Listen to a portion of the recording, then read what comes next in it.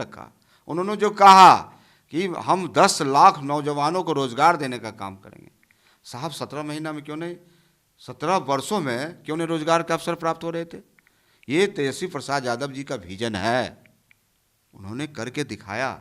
और बिहार के बेरोजगार नौजवान किसान के दिल में हमदर्दी अगर किसी के पास है तो वह है तेजस्वी प्रसाद यादव जी। माननीय लालू प्रसाद यादव जी ने पूरी एकजुटता के साथ इंडिया गठबंधन को एकजुट किया है और यह महागठबंधन 2024 के चुनाव में मुद्दा स्पष्ट है कि बिहार और देश में जो बेरोजगारी है, बिहार की आवाम इन बातों को अध्ययन कर रही है। अब बिहार ऐसा एक बुद्धिजीवी स्टेट है, प्रदेश है कि समय पर जनता फैसला लेती है।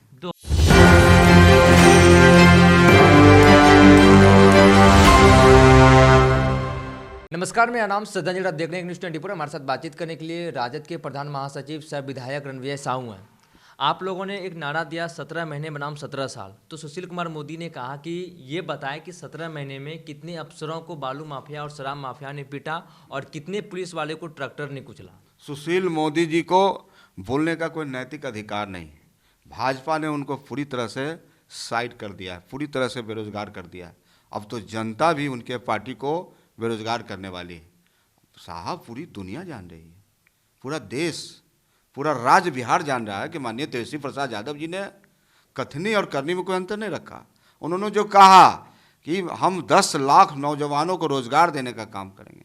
साहब 17 महीना में क्यों नहीं, 17 वर्षों में क्यों नहीं रोजगार के अवसर प्राप्त हो रहे थे? ये तेजस्वी प्रसाद यादव जी का विजन है, उन्होंने करके दिखाया। और बिहार के बेरोजगार नौजवान किसान के दिल में हमदर्दी अगर किसी के पास है तो वह है तेजस्वी प्रसाद यादव जी। इसलिए सुशील मोदी जी को भाजपा ने पूरी तरह से साइड कर दिया है। 12 तारीख को फ्लोर टेस्ट होने वाला है, क्या कुछ खेल होने वाला है? और तेजस्वी यादव ने कहा था कि हम शांत रहते हैं, जब हमें काम करना होगा तो हम खेल कर देंगे। लेकिन सम्राट चौधरी ने कहा है कि वो खेल क्या करेंगे, लेकिन उनको एक खिलौना हम जरूर दे देंगे खेलने के लिए। सम्राट चौधरी जी को ये नहीं भूलना चाहिए कि माननीय लालू प्रसाद यादव जी के पाठशाला से वो निकले हैं और इस प्रकार से ओछी भाषा का इस्तेमाल करते हैं। बिहार के आवाम, 14 करोड़ की आवाम को शायद इस तरह का भाषा जो बोल रहे हैं, हमें लगता है कि जनता ऐसी भाषा का जवाब देगी। और 2024 नज़दीक है, 2024 में जनता ने मन बनाया है कि बिहार भाजपा मुक्त होगा, बिहार संघ मुक्त होगा और पूरी तरह से सामाजिक न्याय की जो धारा है, माननीय लालू प्रसाद यादव ने जो गरीबों की आवाज़ दी, गरीबों को जो ताकत दी, उसका सरकार होगा। 2024 की बात हुई है तो 2024 कैसे आप लोग लड़ेंगे? महागठबंधन में गांठ पैदा हो चुका है, ममता बनर्जी का अलग राग है, नीतीश कुमार आपके महागठबंधन से निकल चुके हैं, तो नीतीश कुमार की कमी आप लोगों को खिलेगी? अरे नीतीश कुमार जी तो डर गए, और डरने के बाद जिस प्रकार से बीजेपी के सामने, एनडीए के सामने नतमस्तक हुए हैं, ये पूरी तरह से इनका खात्मा हो चुका है। अब सवाल है देश बचाने का, सवाल है संविधान बचाने का, सवाल है लोकतंत्र बचाने का।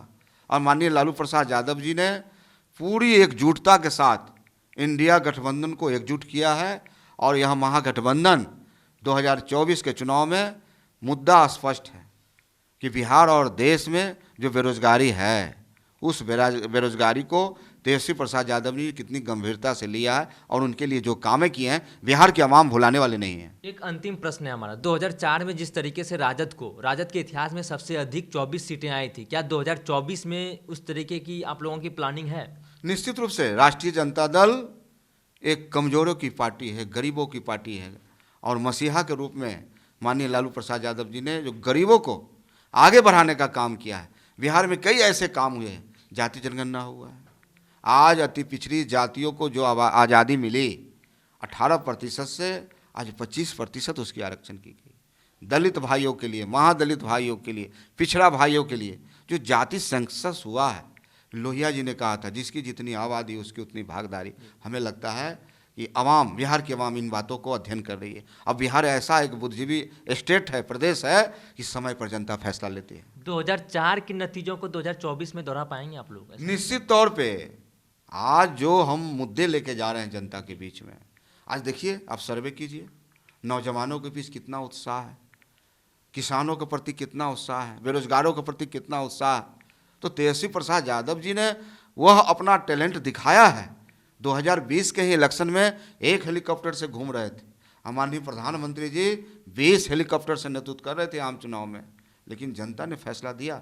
बिहार की सबसे बड़ी पार्टी उभर के आई तो राष्ट्रीय जनता दल। कहीं तेजस्वी यादव ने नीतीश कुमार के साथ गठबंधन करके गलती तो नहीं कर दी? क्योंकि ऐसा सर्वे भी बताया जा रहा था कि 2025 में तेजस्वी यादव को बिहार में मुख्यमंत्री बनने से कोई नहीं रोक सकता था। देखिए, माननीय मुख्यमंत्री जी जो काम किया है इसका फैसला तो जनता लेगी, और हम जनता जो लेती है फैसला, तो हमें लगता है कि पूरी तरह से जनता वैसे लोगों को नकार देती है जो जनता के हित, साहब जनता के हित के लिए काम हो रहे थे बिहार में।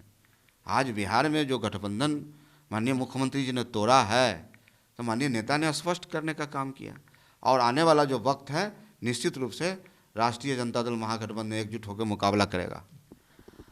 आप सुन रहे थे प्रधान महासचिव राजद के रणविजय साहू को। सब विधायक हैं, सत्ता के हुक्मरानों के हिस्सों से कुछ सवाल जवाब हुए, बाकी सिलसिला चलता रहेगा। आपकी बारी, आपकी क्या राय है नीचे कमेंट बॉक्स में बताइए और देखते रहिए एक न्यूज़ 24। मेरे सहयोगी पिंटू के साथ मैं सदन पटना।